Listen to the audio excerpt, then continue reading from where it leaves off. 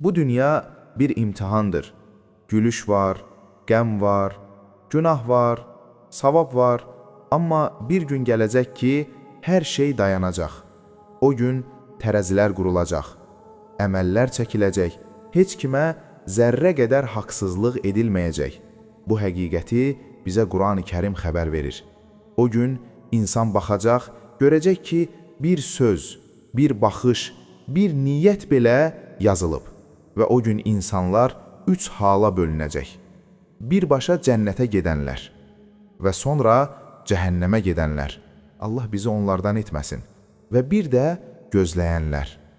O gün zərrə qədər də olsa heç kimsəyə haqsızlıq edilməz.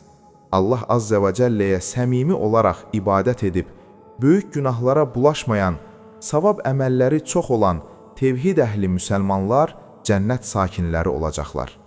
Əməllər tərəzidə çəkilərkən bir buğda ağırlığı qədər belə olsa, savabı günahından ağır gələni də Rəbbimiz cənnətə qoyacaq. Bunun əksi olarsa, əgər tərəzidə günahları savablarından bir buğda dənəsi qədər də ağır gələrsə, bu onun cəhənnəmə girməsinə səbəb olacaq. Lakin o gün tərəzisi bərabər olanlar olacaqlar. Təsəvvür et. Savabı ilə günahı bərabər gələnlər. Savab nə ağır gəlib, nə yüngül. Onlar cənnət ilə cəhənnəm arasında bir yüksəklikdə dayanacaqlar.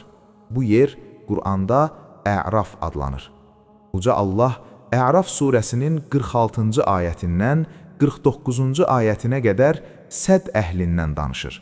Buyurur ki, hər iki tərəfin arasında pərdə və səddin üzərində hər kəsi simasından tanıyan insanlar olacaqdır ki, onlar cənnət əhlini səsləyib sizə salam olsun deyəcəklər. Halbuki özləri çox istədikləri halda hələ cənnətə girməyəcəklər. Onların gözləri od sakinlərinə tərəf çevrildikdə isə deyəcəklər, ey Rəbbimiz, bizi zalimlərə tay tutma. Sədd əhli əlamətlərindən tanıdıqları adamları səsləyib deyəcəklər, sizə nə yığdıqlarınız, nə də təkəbbürlük göstərməyiniz fayda vermədi. Allah onlara mərhəmət nəsib etməyəcəkdir deyə, barəsində and içdiyiniz kəslər bunlardırmı?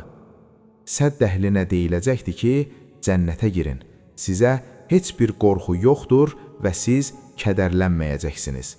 Bu ayətin təfsirində İmam Təbəri rahiməhullah səhabələrdən nəqilləri zikr edir ki, Arafda qalan sədd əhli əməllər çəkilərkən savabları ilə günahları eyni gələnlərdir.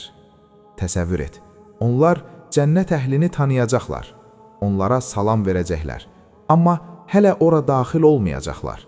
Sonra gözləri cəhənnəmə tərəf baxacaq, alovu, fəryadı, peşmançılığı görəcəklər və deyəcəklər, ey Rəbbimiz, bizi zalim qövm ilə birlikdə tutma. Nə ağır haldır, qorxu ilə ümid arasında dayanmaq. Amma sonda Allahın rəhməti yetişəcək. Allah onları bağışlayacaq, onlar da cənnətə daxil ediləcəklər. Nə xoş onların halına ki, Allah onları cəhənnəmdən qorudu. O gün bir Sübhanallah zikrinə möhtac olacağıq.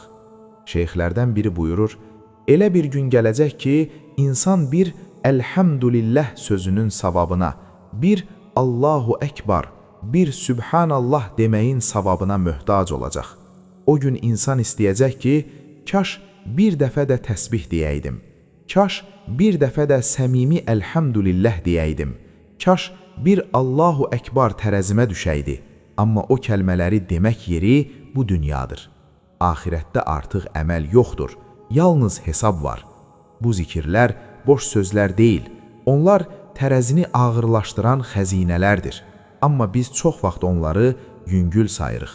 Və təbii ki, ən əzamətli kəlimə La ilahə illallah kəlməsidir. Bu, tərəzidə ən ağır gələn kəlmədir. Bunu bizə Peyğəmbər sallallahu aleyhi və səlləm xəbər verib. Tərəzidə ən ağır gələn söz La ilahə illallah kəlməsidir. Amma bu kəlmə təkcə dillə deyilmək üçün deyil. Bu kəlmənin haqqı var. La ilahə illallah dedinsə, şirkdən uzaq olmalısan. İbadəti yalnız Allaha etməlisən. Günahda israr etməməlisən. bu kəliməyə zid həyat yaşamamalısan. Bəli, bu tərəzidə ən ağır gələn kəlmədir, amma haqqı verilmiş halda. Uca Allah bizləri cəhənnəmdən qorusun. Allah bizi tərəzisi yüngül olanlardan etməsin. O bizi Arafda qorxu içində gözləyənlərdən də etməsin. Birbaşa cənnətə daxil olan qullarından etsin. Allahümmə amin.